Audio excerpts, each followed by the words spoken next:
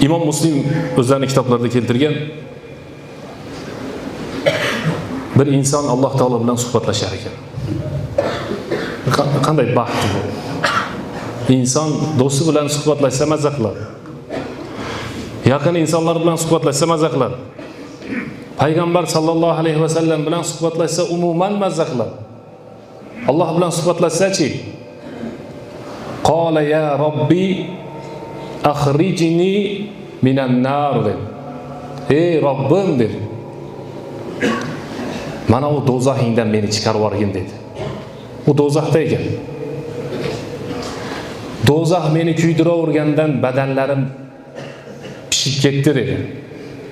Do'zax meni kuydiravergandan go'shtlarim erib ketdi, oqib ketdi dedi. Qala ba'idni anin nar. Ana o do'zaxdan meni chiqargin Robbim dedi. Payg'ambarimiz sallallohu alayhi va sallam aytib beryaptilar. Shunda Alloh subhanahu va taolo ey bandam dedi. Seni men do'zaxdan chiqarsam, sen mendan qayta biror narsa so'ramaysanmi dedi. So'raysanmi, so'ramaysanmi dedi. Banda aytdiki, Robbim so'ramayman dedi. Do'zaxdan meni chiqarib qo'ysang, mana uni o'zi kifoya, birorta narsa boshqa narsa so'rayman. Qala va izzatik va jalalik. O'zingni buyukliging, o'zingni ulug'ligingga qasam, birorta narsa so'ramayman dedi. Chiq do'zaxdan dedi Alloh taolo. Kun fayakun. Alloh taolo biror narsani aytsa, ana u narsa albatta nima bo'ladi? Ro'yobga chiqadi. Do'zaxdan chiqdi, orqasiga qaradi. Tabarakallazi najjani minki dedi. Pok Parvardigor o'ziga shukr bo'lsin. O'ziga hamdlar bo'lsin, sizdan meni qutqardi dedi. Sendan qutuldim dedi. Do'zaxdan. Do'zaxning eshigidan chiqdi. Uzoqqa borgani yo'q hali. Summa turfa'u lahu shajara. Alloh taolo o'sha bandaga bir daraxtni ko'rsatar ekan. Bitta daraxt. Daraxtning ostida suv bor. Payg'ambarimiz sallallohu alayhi va sallam hadisda aytadi. Nima uchun suv zikr qilinadi desa, g'islin, do'zax ahli Alloh taolo sizni bizni saqlasin, insonlardan oqib ketgan yiringlarni ichadi. Faqatta am'aahum degan. Yiringlarni ichgandan keyin ularning ichaklari tilka pora bo'lib uzilib ketdi deyapti oyatda. Do'zax ahli jannat ahliga qarab aytadi, an afidu alayna minal ma. Ey jannatdagilar, bir tomchi suv beringlar, bir qultum suv beringlar deydi. Mumkin emas. Ana o banda do'zaxdan chiqib orqasiga qarasa do'zax turibdi. Oldiga qarasa bitta daraxt turibdi. Alloh taologa va'dasini berib oldi. So'ramayman dedi. Gapiradi. Qala robbi, biladi Alloh taolo berishligini. Alloh taolodan so'rasangiz beraveradi. To'xtatmang. Qala robbi, ey Robbim dedi, bitta narsa so'rayman dedi. Udununi min hazihi shajara. Shu daraxtni tagiga meni yaqinlashtirib qo'ymaysan dedi. Astazilu bi zilliha va ashrabu min ma'iha. Salqinida o'tirsam, ostidagi suvdan ichsam dedi. Alloh taolo aytdi, ey bandam dedi. Ma ag'darak. Nimaga va'dangni buzasan dedi. Boshqa narsa so'ramayman deb aytding-ku dedi. Nima uchun va'dangni buzyapsan? Yana so'raysanmi yo'qmi dedi.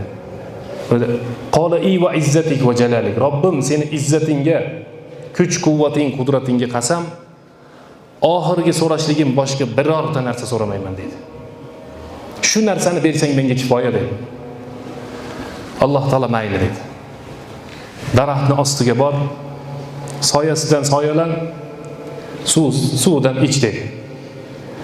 Daraxtning ostiga bordi, soyasida turdi. Suvdan ichgandan keyin summa turfa'u lahu shajara. Undan ko'ra go'zalroq, undan ko'ra kattaroq daraxt bilan undan ko'ra zilolroq, ko'proq suvni Alloh taolo bandasiga ko'rsatdi. Haligi banda yana o'ylanib qoldi. Qala robbi, ey Robbim dedi. Shu daraxtga meni yaqinlashtirib qo'y. Endi boshqa narsa so'ramayman dedi. Mana bu daraxtga meni yaqinlashtirsang kifoya, boshqa narsa so'ramayman dedi. Alloh taolo ey bandam dedi. Va'da berding, buzding. Qasam ichding, buzding. Bo'ldimi oxirgisimi yoki yana so'raysanmi dedi. O'zingni nomingga, ismingga qasam birorta narsa so'ramayman dedi. Mana shu meni oxirgi so'rashligim dedi. Boshqa narsa so'ramayman dedi. Alloh subhanahu va taolo qarang, Alloh taoloning karami keng, beraveradi, va'dani buzsangiz ham beraveradi. Aytganiga teskari qilsangiz ham beraveradi, gunoh qilsangiz kechiradi. Aytdiki Alloh taolo mayli buni mana shu daraxtga yaqinlashtiringlar dedi. Daraxtga yaqinlashtirishda soyasida soyalanib suvni ichayotganda Alloh taolo bunga jannat ko'rsatmaysizlarmi dedi. Jannatning eshigini ochib qo'yinglar, ko'rsin jannatni dedi. Ala sururin mutaqabilin. Daraxtning ostida o'tirganda jannatning eshigi ochiladi. İchkarida ahli jannat yuribdi. Ala sururin mutaqabilin. Ahli jannat bir-birlariga qarab gaplashib o'tirar ekan. Qachonki hayotda inson bir-birini hurmat qilsa, ro'baro bo'lib gaplashib o'tiradi. Teskari bo'lsa yonboshga, boshqa tarafga qarang.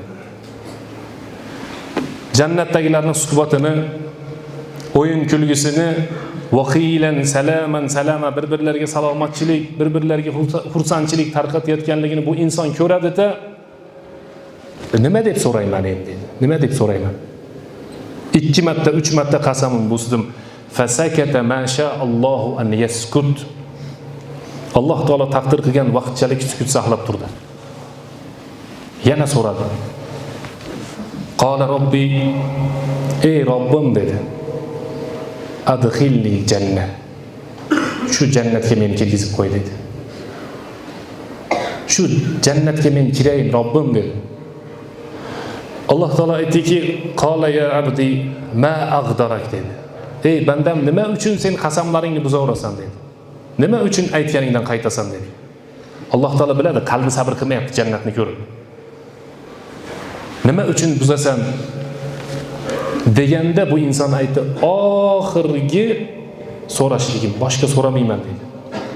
Oxirgi so'rashligim. Shunda boyagi bandaga qarab Alloh taolo laka mislu ad-dunya degan. Xohlaysanmi senga yer yuzini kattaligichalik joyini seni o'zingga beraman dedi. Yer yuzini kattaligini biz tasavvur qila olmaymiz. Shunchalik katta, uni tasavvur qilishlik qiyin. Ibn Mas'ud kulib yuboradi shu yerda. So'ramaysizlarmi dedi Ibn Mas'ud. Men nima uchun kulayotganligimni so'ramaysizlarmi dedi. Nima uchun kulyapsiz Ibn Mas'ud deydi. Payg'ambarimiz sallallohu alayhi va sallam mana shu joyda kuldi dedi. Va payg'ambarimiz sallallohu alayhi va sallam meni nima uchun kulayotganligimni so'ramaysizlarmi deb aytdi dedi. Alloh taolo kuldi deb aytdi payg'ambarimiz sallallohu alayhi va sallam. Ey bandam deydi ekan. So'raverasan ekan. Men beraveraman debdi Alloh taolo. Sen so'raysan, men beraman. Boyaga aytdiki, atahza'u bi va anta robbul alamin. Butun olamlarning Robbi bo'la turib, meni ustimdan kulyapsan, ey Robbim dedi. Yer, osmon, jannat, do'zax hamma seniki bo'lsa-yu, meni ustimdan kulyapsan Robbim dedi. Ishonmayapsan bandam dedi. Valaka misluhu va misluhu va misluhu va misluhu dedi. Yer yuzichalik va yer yuzichalik, yana yer yuzi va yana yer yuzi, mana shuni 10 barobar senga dedi. Kir jannatga dedi. Mana u mol mulklarni hammasi meniki ekan dedi-da, jannatga kirdi. Jannatga kirgandan keyin jannatda odamlar yuribdi ekan. Bu odamning yoniga kelib ko'rishib, hol ahvol so'rashganda ularga aytar ekan. Oxiratdagi eng baxtli inson menman der ekan. Vaholanki jannatga eng oxirgi kirgan inson o'sha bo'ladi. Jannatga eng oxirgi kirgan inson, jannatdagi eng kichkina joy tekkan inson jannatning ichiga kirib turib, eng katta joy, eng katta o'rin meniki deyapti. Alloh subhanahu va taolodan nimani so'rasangiz beradi. Va'dani buzib qo'ysangiz ham beradi. Faqatgina qanday qilib so'rash kerak? Xolis niyat bilan, ixlos bilan, Alloh subhanahu va taolo ko'rsatgan yo'l bilan. Payg'ambarimiz sollallohu alayhi vasallam hadisda aytadilar: "Inna misra'i al-janna." Jannatning 8 ta eshigi bor dedi. Bir eshigini bir tarafi bilan ikkinchi tarafini o'rtasi 80 yillik masofa dedi. Bir eshigini kattaligi 80 yillik masofa dedi. Va ta'til ayyam, shunday bir kun keladi dedi. Shu 80 yillik masofani orasi zahma odamlar bilan tiqin bo'lib qoladi dedi. Ayyuhannas solib hamma insonlar eshikning ostiga borar ekan, jannatlar. Hamma insonlar o'sha joyga borishadi. Ular uzoq kutishgan jannatga kirishligini. Qiyomat juda uzoq bo'lgan. Hisob kitob uzoq bo'lgan. Issig'ida qolishgan. Unday bo'lgan, bunday bo'lgan. Jannatning eshigiga borishsa, eshik ochilmaydi. Odam alayhissalomning yoniga borishadi. Ey odam, siz otamizsiz. Alloh taolo qo'li bilan yaratgan. Jannatda yashagansiz, so'ngra pastga tushgansiz. Eshikni ochishlikka o'rtaga turing, o'rtakashlik, shafaat qiling deganda yuborib payg'ambarimiz sallallohu alayhi vasallamga kelishadi. Payg'ambarimiz sallallohu alayhi vasallam ikkala orasi 80 yillik masofaga teng bo'lgan jannatning eshigini Alloh subhanahu va taolodan ruxsat so'rab ochar ekan. Bir tasavvur qilsangiz bo'ladi shu jannatning eshigining ochilishligini. Savol bo'ladi shu yerda. Odamlar to'planib borib, shu jannatning eshigi 80 yillik masofa bo'lsa bittasini kattaligi. Biz shu odamlarning ichida bormizmikin, yo'qmizmikin? Shu odamlarning ichida biz bormizmi, yo'qmizmi? Ana bu savol eng muhim savol. Ibodatda, duoda va yaxshi gumonda bo'lsak, inshaalloh o'sha insonlar o'rtasida bo'lamiz.